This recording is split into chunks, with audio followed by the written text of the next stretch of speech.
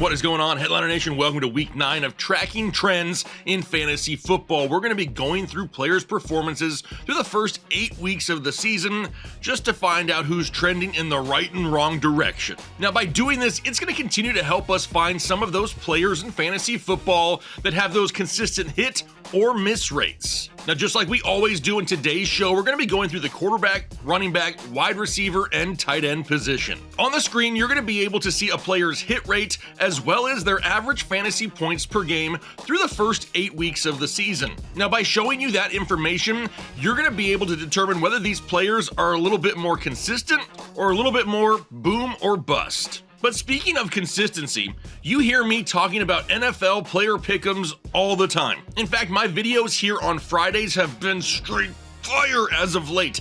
We even hit an 11x ticket in last week's show. But I'm not a one-trick pony. I dabble in the NBA as well, so you better believe when football ends, we still have something else to talk about. Now, obviously, I'm not putting NBA picks here on this channel. However, if you're interested in them, you need to go check out NextPlay. They provide picks for all the different platforms for less than a fast food meal a month. There are services out there charging hundreds of dollars a month, and that is ridiculous. I'll be posting some of my NBA plays on there as well, so come check it out and hang out with us. There are links to Underdog and NextPlay down below in the description. But okay, let's see how things are looking through the first 8 weeks of the season. I'm sure we can all agree that this season has been a little bit weird. Consistency is not really much of a thing out there in 2025. Between injuries, bye weeks, underperforming studs, everything right now just seems to piss you off. But there are some guys that we really do need to pay attention to out there. Now, we're going to go ahead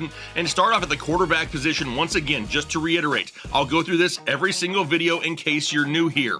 In order to be considered a hit or a miss at the quarterback position, we're looking at 18 points per game. Anything 18 or higher, you're a hit. Anything below 18, it's considered a miss. Now, we'll start off right here in the hot category for the quarterbacks, and we have no quarterbacks on the year with a 100% hit rate. No one has had at least 18 fantasy points in every single game. However, Patrick Mahomes, Jalen Hurts, they're pretty freaking close, and so is Jackson Dart, an 80% hit rate on his starts. Now, his fantasy points per game show 15.7, but you got to remember, he got into a few games earlier in the year when Russell Wilson was the quarterback, and that's kind of skewing his numbers a little bit. He's been over 19 fantasy points in most of his starts here, and he is definitely somebody that, even though he continues to lose weapons, he's finding a way to score fantasy points. Now we'll have to see what he does with no Cam Scatterboot. Can Tyrone Tracy continue to take some of that pressure off of his shoulders? Then we got Lamar Jackson. Hopefully he can return here this upcoming week. Drake May has been on a dang rocket ship, a 75% hit rate with an average fantasy points per game of 21.9. He is returning sleeper value from this offseason. Josh Allen, we expect him to be in this hot category. What about Justin Herbert, though? 20.9 fantasy points per game, but a hit rate of 63%. Now, he has had back-to-back games over 26 fantasy points after having 4 straight games under 19. With this entire offense healthy as of right now, I kind of look at Justin Herbert, who is currently trending up on the season. Now, after him, we got Daniel Jones, who's been fairly consistent most of the year. Same with Dak Prescott, a down week last week. He was actually outscored by Carson Wentz, and I don't think anyone expected that to happen. Let's just hope it was one bad game and we don't start trending the wrong direction. How about Baker Mayfield? I hate to say this, but the Bake Show, as of right now, is trending down. He has 4 straight games where we have seen his fantasy points per game decrease. His average fantasy points per game now are down to 17.8 with a hit rate of 63%. Baker going the wrong way. Now, obviously, he's dealt with a lot of injuries in this offense. Rachaad White hasn't provided the same production as a Bucky Irving. Losing Mike Evans is a huge loss for Baker Mayfield. All the opponent's defensive attention is really going the way of Emeka Egbuka, and it's making it hard for him to put up big numbers as well. Baker is definitely somebody we're paying attention to here, second half of the season. All right, now let's move down to the mid category. These are kind of like those 50-50 guys. We got Matthew Stafford up here first, and hopefully hopefully, now that he could get Puka Nacua back, he can start trending back up in the right direction. Caleb Williams is trending down as of right now. And after such a hot start, he has underwhelmed in 2 of the 3 games since coming off the bye week. Now, he still has plenty of weapons to throw the ball to, so it's kind of a mystery as to why Caleb Williams is really struggling the way he is here as of late, but he is trending down. Justin Fields, you know he's a 50-50 guy, right? He's going to score you 25, he's going to score you 2.5, and you really don't know what to expect each and every week. Bo Nix, he is definitely trending up as of right now. He has had 64 fantasy points over just his last 2 games played. They're really starting to air it out a little bit more, and we can see that Bo Nix is averaging almost 21 fantasy points per game now after those last 2 big weeks, so he's definitely trending up. Mac Jones, what happens when Brock Purdy returns? Jordan Love kind of been one of those 50-50 guys, not really overly needed to throw the ball a lot. CJ Stroud, Trevor Lawrence. How about Joe Flacco, though? Flacco has to be trending up, right? Ever since joining the Cincinnati Bengals, he is the quarterback 6 overall in fantasy football. He definitely should be trending up in a much better situation than what we saw him in Cleveland. And then Tua. One-eyed Tua better than two-eyed Tua, I guess you could say. There really is no rhyme or reason in the Miami offense. In games they should struggle, they do well. In games they should do well, they struggle. He really probably is one of those guys that stays right here in this mid-category most of the season. All right, now we move down to the cold guys. Kyler Murray, now he's coming off an injury. Hopefully they can get something going there in Arizona, but yes, it is still Arizona, and them getting anything going, it's kind of like an act of God. Now, after him is Michael Penix, who's suffering with a foot injury. Aaron Rodgers could trend up slightly, but really, can we trust Arthur Smith to do the right thing in this offense? Every once in a while, it just gets so vanilla and boring, and they're running the ball in situations where they should be throwing. Now, because of that, it hurts the overall ceiling and production of Aaron Rodgers. Jared Goff, the running game is soaking up so much, he's not needed to do a whole lot very consistently. But Sam Darnold, want to focus on Sam Darnold. He is definitely trending up as of right now, averaging 16.3 fantasy points per game, a hit rate of only 29%. That number for him, somewhat deceiving. He has had 20-plus fantasy points in 2 of his last 3 games played. The one game in which he didn't was against Houston, and no NFL team allows fewer fantasy points per game to the quarterback position than the Houston Texans. But outside of that, Sam Darnold has been hovering right around 16 to 17 fantasy points per game. Does he have a crazy high ceiling? No. Probably not. Is he a great plug-and-play guy, a bye-week fill-in? Yeah, he actually is, and he should trend up the second half of the season. Then we got guys like Geno Smith, Spencer Rattler, Cam Ward, Dylan Gabriel. No surprise they're down here in the cold section. So now let's transition to the running backs. We'll talk about the hot running backs first, and we have 3 right here at the top of the list that still have a 100% hit rate. Now, when it comes to hits or misses for the running back position, the cutoff for points is 10. Anything over, you're a hit. Under, you're a miss. And I don't think anyone on planet Earth should be shocked that Jonathan Taylor is at the top of this list, averaging over 25 fantasy points per game, 100% hit rate. Devon Achane also 10-plus points in every game this season. I threw Bucky Irving up here as well because this season has been such a kick in the nuts. I figured I would just at least show people that when he comes back, he should be a huge boost to your fantasy team. I'm just trying to throw a nugget out there, some type of positivity in fantasy football, because hopefully he comes back after the bye. Then we got Christian McCaffrey. He just had his first game of the season, less than 10 fantasy points. Same with Bijan Robinson last week. The chances of both of them going under in the same week, a little bit strange. How about Josh Jacobs? He continues to find the end zone. Jahmyr Gibbs for sure. Javonte Williams has played great. J.K. Dobbins has been super efficient most of the season. James Cook had himself a huge week 8. But I want to focus. I want to circle. I want to highlight. I want you to mentally take a picture of DeAndre Swift, because he is now averaging 14.7 fantasy points per game and has a hit rate of 71%. He is definitely trending up. He is the overall RB11 on the season, and he has now scored at least 14 fantasy points in 4 straight games. Why do I focus on him so much? I talked ad nauseum about DeAndre Swift this offseason. I said you had a chance to grab this guy as your RB3, and everyone was kind of like, ugh. But we're seeing exactly why. When you have an offense that is so full of pass-catching weapons, the boxes are going to be empty. And when you have a running back that's going to get the bulk of the touches in a very favorable situation, What is really not to like at the point of where he was being drafted this offseason? I've loved DeAndre Swift. He's returning draft value, more than returning draft value, so I love to see that. Then we have Zach Charbonnet, who everybody loves but hates at the same time. We love it because he keeps scoring touchdowns and he gives you a flex option if needed, but we hate it because he takes everything away from Kenneth Walker. And then we also have Saquon Barkley. Hopefully he's healthy coming off of the bye week as well.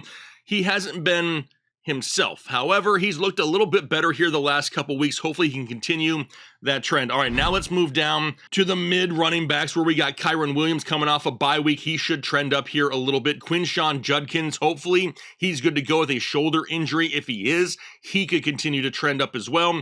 Derrick Henry, and we got to say that Derrick Henry is trending up right now. We may have weathered the Derrick Henry storm. He has now had at least 13 fantasy points in back-to-back games. Hopefully Lamar Jackson can return, and this offense can get back to what we expected it to be. Ashton Genty right here in the midsection. Travis Etienne, gotta say he's trending down as of right now. He has failed to score at least 8 fantasy points in 4 straight games. After the hot start, it has dwindled. He's definitely falling down the list. Jaylen Warren would probably be up in the hot category if it wasn't for Arthur Smith. Then we got Breece Hall, kind of going to be one of those 50-50 guys, especially if Justin Fields remains the quarterback. Rico Dowdle here in the midsection, and he's the better running back right now in Carolina. Now, it's still going to remain a 50-50 split, but Dowdle continues to do more with his touches than what we've seen from Chuba. Then Kamani Vidal, going to remain a 50-50 type of guy. He's going to score you 17, he's going to score you 7. Now, I know he's coming off a great week last week. Hopefully, he can continue that momentum because a lot of fantasy teams could definitely use his services as of right now. Now, after him, though, is David Montgomery. We know he's splitting with Jahmyr Gibbs. Going to be a little more of a 50-50 option. Kenneth Walker definitely trending down as of right now. Get this, it was his birthday, and they gave all the goal line touches to Zach Charbonnet still. Why do they dislike Kenneth Walker? I see people out there saying they're trying to keep his production low so they can sign him for a cheaper price. I'm not buying into all that. NFL teams still want to win for whatever reason.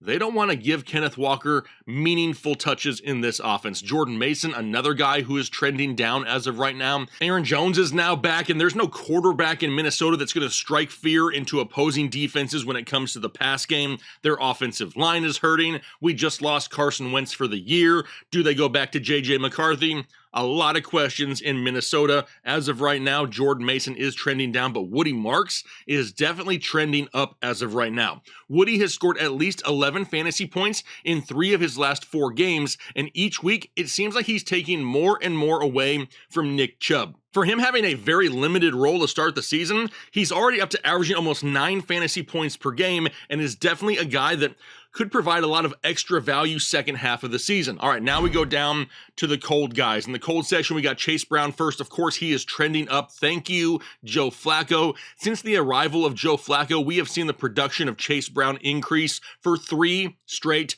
weeks. We need it. He's moving the right direction. Rachaad White probably trending down because Bucky's getting close. Alvin Kamara probably trending down as well. Not only can he not get anything going on the field, but now he can't seem to get healthy, and that is a recipe for disaster. Ramondre Stevenson hasn't done much consistently in New England, however, still is the lead guy. We've already talked about Chuba Hubbard, Nick Chubb losing a lot of work to Woody Marks. Tony Pollard can't ever run the ball a lot in Tennessee because they're always losing. RJ Harvey had a huge week last week, but that's not something we can rely on weekly. We have loved the talent of Harvey, but as long as Dobbins is healthy, he's still going to be the RB1 in that offense. JCM, Ja'Cory Krosky-Merritt, the wheels have done fallen off of him, and he is now disappointed for multiple weeks in a row. Isaiah Pacheco, they used too many running backs in Kansas City, and then Travion Henderson, they still don't like him much in New England. All right. Now we go on to the wide receivers. In the hot section, we start off with 3 guys that have hit at least 10 fantasy points in all of their games this season. It's the same cutoff for running backs and wide receivers. It's Jackson Smith and Jigba, it's Jordan Addison, and it's CeeDee Lamb. Now, obviously, Addison has only played in a few games this season. However, he scored at least 10 fantasy points in all of them. I'm really anxious to see what happens with the quarterback play in Minnesota, and hopefully the value of Addison and Jefferson doesn't tank. Then we go down to guys like George Pickens, an 88% hit rate, over 15 fantasy points per game. Love that. Then we got Jefferson, Puka, we expect them to be there. Michael Pittman, the clear #1 guy in Indianapolis. Indianapolis, one of the top offenses in the NFL. A lot of people did not expect that. Then we got guys we expect like Amon-Ra St. Brown, Devontae Adams, Rome Odunze, DK Metcalf, really propped up by touchdowns right now. If the touchdowns ever stop for DK, he will kill your fantasy team. Luckily, he's getting those touchdown chances almost every single week. Then we got Garrett Wilson. He is trending down as of right now. We've gone from bad quarterback play to injuries to bye weeks, probably back to bad quarterback play after the bye weeks. This poor guy just cannot catch a break. Jamar Chase, definitely trending up. Joe Flacco has taken him back to the wide receiver 1 overall status. He is having monster games and getting monster targets, so he's definitely going to trend up the list. How about Quentin Johnston? He is trending down quickly. Of course, this offense has a lot of mouths to feed, and a bad game isn't out of the question for any one of these guys. But no work at all for Quentin Johnston, and now we're starting to see a whole lot more Oronde Gadsden. That is a huge red flag for me and could lead to some disappointment at times for Quentin Johnston, unlike what we saw the first half of the season. Then we get Emeka Egbuka. He is trending down as well. 3 straight weeks under 8 fantasy points, and with so many weapons hurt, opposing defenses are just focusing on Egbuka and making other players try to beat them, and it's not overly working. Then we got guys like Jalen Waddle. Really hit or miss, but when he can get the ball in his hands, he can make the big play. Courtland Sutton, we've seen a couple of stinkers this year, but for the most part, been pretty solid there in Denver. And then Ladd McConkey started off slow, starting to come on here a little bit more. Does that change if they make a conscious effort to really include Quentin Johnston? It definitely could for sure. All right, now down to the midsection where we got Deebo Samuel. He can't get healthy. If he can get healthy, he can trend up. He is not 100% healthy as of right now. But we also know that Terry McLaurin got hurt once again last week, so we could be seeing more and more Deebo if he can get healthy. Then Zay Flowers could trend up if Lamar Jackson comes back and is 100%. Keenan Allen, kind of hit or miss, right? With Ladd McConkey and Quentin Johnston, now Oronde Gadsden. Keenan Allen is more of a safer floor guy than a higher ceiling guy. Chris Olave, in my opinion, is trending up as of right now. Whether it's Tyler Shuck or Spencer Rattler, the Saints are always going to be losing. They're always going to be throwing the football, and it doesn't matter which one of those quarterbacks it is. They seem to lock on to Chris Olave. That helps out. Then we got guys like Devontae Smith, the definition of boomer bust 50-50. Kayshon Boutte keeps scoring them touchdowns. They're going to need to continue, though, because he doesn't see huge volume. And then we got Nico Collins. Hopefully he can come back healthy off the concussion, because I do think that he has an opportunity to really improve the second half of the season. We're starting to see CJ Stroud throw the ball more down the field.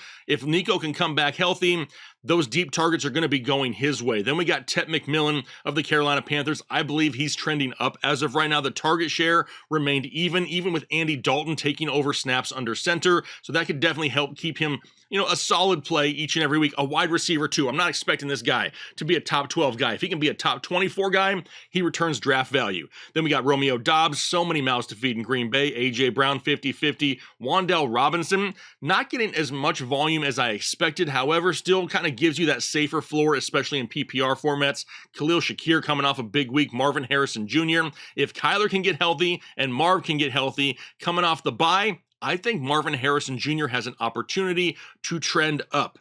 But it's the Arizona Cardinals, and it's super hard to trust them. Now we go down to the cold category where there's quite a few guys. Tez Johnson here first, could be trending up here. If he continues to get the extra targets in this offense, then we got Troy Franklin, pretty boomer bust in Denver. However, the target share is second highest on the team, so that does help. Then we got Stephon Diggs. Really, with Kayshon Boutte soaking up those deep touchdowns, it's kind of hurt the overall ceiling of Stephon Diggs. Rashid Shaheed, no surprise down here. T. Higgins, definitely trending up for T. Higgins. He now has back-to-back games with at least 10 fantasy points. And thank you, once again, I will say this as many times as possible, to the Joe Flacco resurgence. I know people that were out there dropping T. Higgins earlier in the year. Now, all of a sudden, Flacco is re-providing some of that value for T. Higgins. Marquise Hollywood Brown, hard for him to get targets in Kansas City. Same with Tyquan Thornton. Drake London, he himself is not healthy. His quarterback is not healthy. And Kirk Cousins, I'm sorry, I hate to say it, he looks washed. But I do believe that this all revolves around health. If Penix can get healthy and so can London, he will trend up this list. Then after that, we got Xavier Leggett, who really, in my opinion, He's just another wide receiver. I don't expect him to get any consistency to his game. Trey Tucker, maybe they moved Jacoby Myers, but honestly, this offense has been so bad in Las Vegas. I don't even know if we could rely on Trey Tucker because now Brock Bowers should be back and healthy. Brian Thomas Jr., he is definitely trending down. From where we were with him last year to where so many people were with him this offseason, to the point now where there were rumors going around that he was being traded. Now, obviously, Liam Cohen has come out and said, no, we're not moving Brian Thomas Jr., but holy fall off here for BTJ. Now, after him, we got Kendrick Bourne, who's kind of trended down here the last couple weeks after a hot start in San Francisco. Josh Downs just not getting enough volume. Jamison Williams has totally disappeared from fantasy this year. Cooper Kupp, kind of an afterthought in Seattle. Terry McLaurin hurt once again. Calvin Austin coming off of an injury. Maybe he can get some momentum and really open up the passing game for Pittsburgh. Chimere Dike in Tennessee is trending up as of right now. He has taken advantage of the injury to Calvin Ridley, and it seems at this point, he is the top target in this offense the last couple of weeks, and the Titans, like I've mentioned numerous times, are always trailing. They're always playing from behind. They're having to throw the football, and right now, the bigger play guy in this offense is Chimere Dike.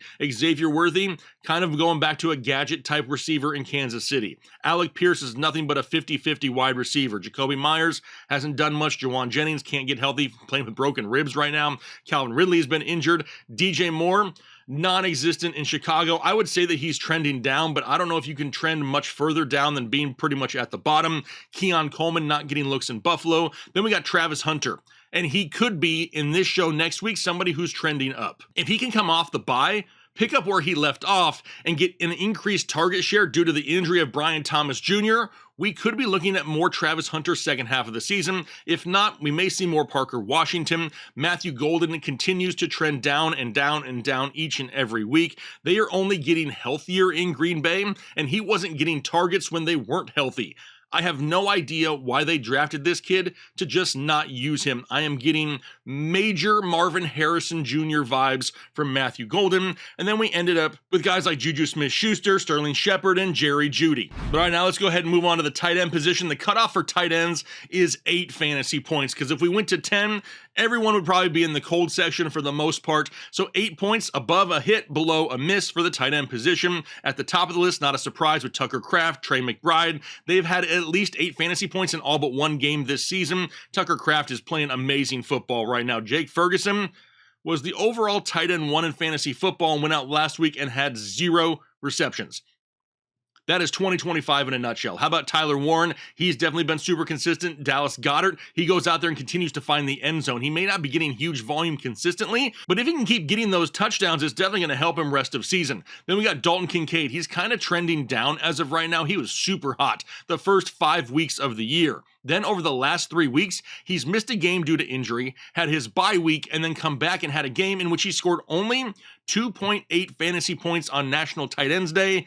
He's kind of trending the wrong direction, but at least he plays in an offense where he has a chance to turn it around. Then we got George Kittle. He could start getting even hotter here as the season continues, especially if they don't get back guys like Ricky Pearsall and if Jennings continues to play injured. Then to round out the hot category, we got Travis Kelce sitting right here, 10.5 fantasy points per game with a 63% hit rate.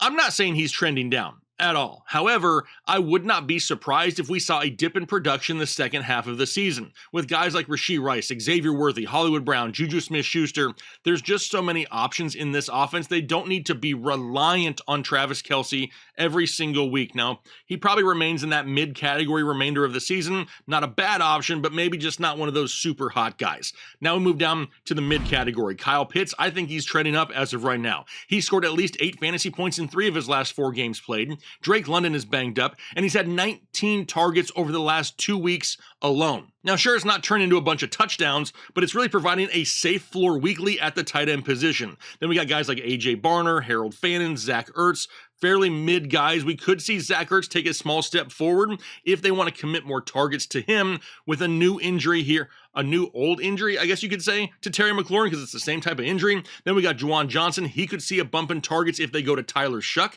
He really locked on to him last week. Then we got Sam Laporta, the epitome of 50-50. Dude is entering Mark Andrews territory. Now we go down to the cold section. First up is Hunter Henry. He is trending down in my opinion. Henry has averaged over 10 fantasy points per game for the first month of the season. Over the last month of the season, he's averaging just 5 fantasy points per game because there's other weapons in New England that are stepping up. Then we got guys like Theo Johnson, Mason Taylor, or Rondé Gadsden. You have to say that he is trending up as of right now. He has scored 8+ fantasy points in 3 straight games, and at times is dominating the target share in LA.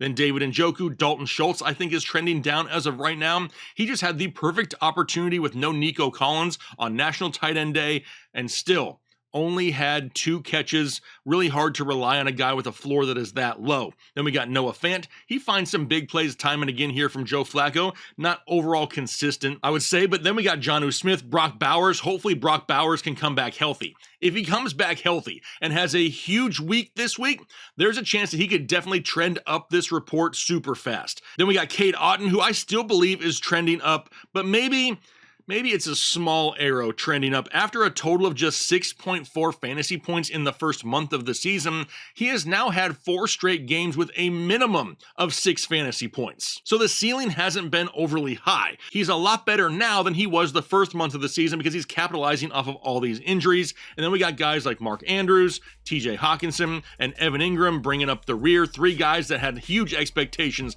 coming into the season and have been a big disappointment. All right, so there you have your trends through 8 weeks of the NFL season. Now, in a season that has been as crazy as this one, I think a lot of us would agree out there that sometimes the smartest decision we can make this year is just starting the guys who have the most consistent production.